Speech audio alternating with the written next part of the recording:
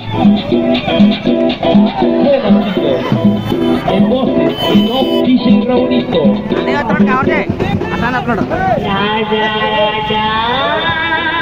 ఈ సాంగ్ మీకు DJ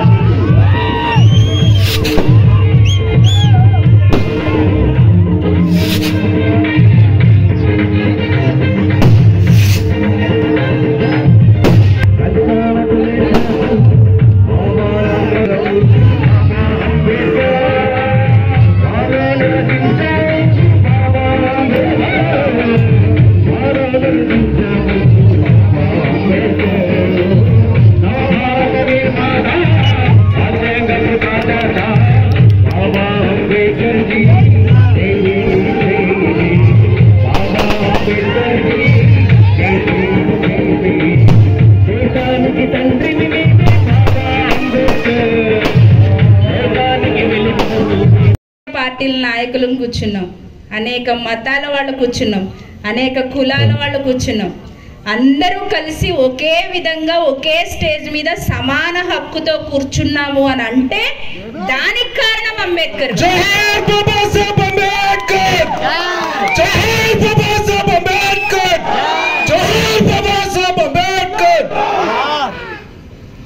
భారతదేశం అంటేనే విభిన్న జాతుల, విభిన్న సంస్కృతుల, విభిన్న మతాల, విభిన్న కళల, విభిన్న మనస్తత్వాల కలయికే భారతదేశం.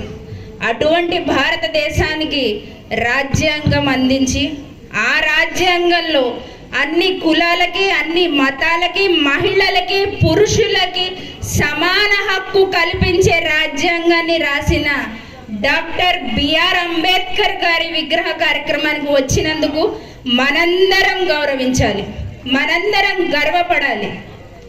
ఇదేదో ఒక పార్టీ మీటింగో, ఒక మతానికో, ఒక కులానికో కేవలం చెందిన వ్యక్తి అయితే అంబేద్కర్ గారు కాదు. నేను చదివాను, ప్రపంచ మేధావి అన్న చెప్పినట్టు ప్రపంచ మేధావి డాక్టర్ బిఆర్ అంబేద్కర్ గారు. నేను ఒక చిన్న స్టోరీ చెప్తాను, ఎక్కువ టైం తీసుకోను సార్, పెద్దలు ఉన్నారు కాబట్టి అందరికీ తెలిసిందే.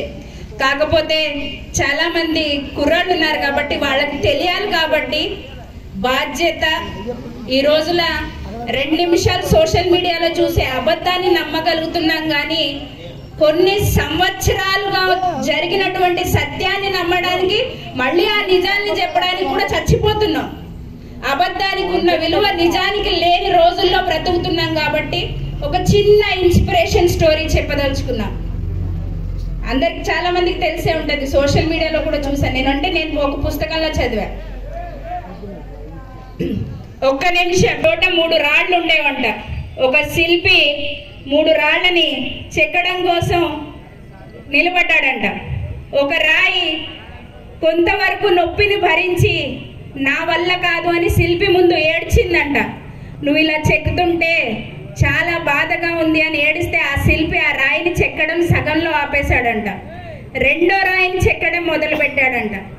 ఆ రాయి ఏడుస్తూ ఏడుస్తూ ఏడుస్తూ ఉంటే ఆ శిల్పి కనిపించిందంట, అయ్యో పాపం ఎందుకు అంత ఏడిపించి ఎందుకులే వదిలేసిందంట. రెండో రాయి కూడా వదిలేశారు. మూడో రాయిని చెక్తా చెక్తా చెక్తా ఉంటే అది ఏడుస్తున్నా కానీ మౌనంగా అన్ని భరించిందంట. ఎంతవరకు భరించిందంటే ఆ రాయి శిల్పంగా అయి దేవాలయంలో గుడిలో దేవుడు విగ్రహం అయ్యే వరకు కూడా భరించిందంట. ఉలి దెబ్బలు తగిలితే గాని ఒక రాయి దేవాలయంలో దేవుడు కాడు. అలాగే జీవితంలో వచ్చే కష్ట నష్టాలని, అవమానాలని అన్నిటినీ భరించి, అన్నిటినీ అధిగమించి, అన్నిటినీ ధైర్యంగా ఎదుర్కొని పోరాడిన నాడే మనిషి నాయకుడు కాగలడు. ఆ నాయకుడు, మహానాయకుడు ఎవరు అంటే డాక్టర్ బిఆర్ అంబేద్కర్ గారు. అందులోనే ఉంది, బోధించు, సమీకరించు, పోరాడు. బోధించండి, సమీకరించండి, కష్టంలో ఉన్న వాళ్ళని పోరాడండి, వాళ్ళ వైపు నిలబడి అని చెప్పి. మరీ ముఖ్యంగా ఈ రోజు నేను ఒక చిన్న విషయం కూడా, గ్రామస్తులు ఉన్నారు, అందరు మిగతా వాళ్ళకు కూడా చెప్పదలుచుకున్నా. అంటే ఇది మా ఇంటి స్టోరీ, చెప్పాలనిపించింది. ఎందుకో పెద్ద ఆయన రఫీ గారు ఉన్నారు కాబట్టి. చాలామంది నా పెళ్ళై నేను వచ్చిన కొత్తలో చాలామంది అనేవారు, ఏం మిగిల్చారు రఫీ గారు, రాజకీయాల్లో అంతా పాడు చేసుకున్నారు, రాజకీయాల్లో అంతా పాడు చేసుకున్నారని. నాకు కూడా ఎక్కడో చోట, అంటే మనకు తెలియదు రాజకీయం అంటే ఏంటో తెలీదు, గ్రామం అంటే ఏంటో తెలీదు, మనం కూడా విని నవ్వి ఊరుకునేవాళ్ళం. అప్పుడు కొత్తలో నేను సర్పంచ్గా అయినప్పుడు ఈ గ్రామంలో వాళ్ళు నా మీద చూపించిన ప్రేమకి, ఆప్యాయతకి, ఇప్పటికీ మీరు మా కుటుంబం మీద చూపిస్తున్నటువంటి ప్రేమకి రఫీ గారి కోడలుగా నేను చాలా గర్వపడుతున్నా.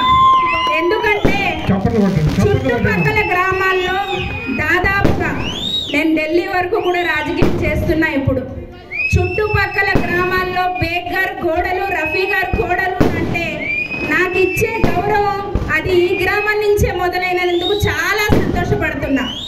ఒక చిన్న విషయం చెప్పదలుచుకున్నా, ఎందుకంటే ఈ విగ్రహం తీసి మళ్ళీ విగ్రహం పెట్టాలి అని అనుకున్నప్పుడు కొంతమంది మేము విగ్రహం పెట్టుకుంటాం కానీ రఫీ గారి పేరు వద్దు అన్నట్టు మాట్లాడారు. అంటే అనుకున్నారు, నాకు ఈ విషయం తెలీదు, ఎవరో చెప్తే విన్నాను. తర్వాత ఒక అమ్మాయి నాకు ఫోన్ చేసి మేడం, ఈ ఊళ్ళో రాజకీయం తెలిసినప్పుడే, మా చిన్నప్పుడే 30 సంవత్సరాల క్రితం రఫీ గారు ఇక్కడ అంబేద్కర్ గారు బొమ్మ పెట్టారు. మాకు అసలు అంబేద్కర్ గారు అంటే ఎవరో తెలియనప్పుడే అంబేద్కర్ గారు బొమ్మ పెట్టారు. ఆయన పేరు మీద బొమ్మ పెట్టి ఆయన రుణం తీర్చుకోవాలనుకుంటున్నాం. రూపాయి డబ్బులు మీరు ఇవ్వద్దు, బొమ్మ మేమే పెడతాం, పేరు మాత్రం రఫీ గారిది పెడతాం అన్నారు. ఇంకేం సంపాదించాలి రఫీ గారు? రఫీ గారు ఇంకేం సంపాదించాలి? అది అయిపోయింది. దాని తర్వాత మొన్న డాక్టర్ గారితో నేను మాట్లాడా, మా ఊరు డాక్టర్ గారితో.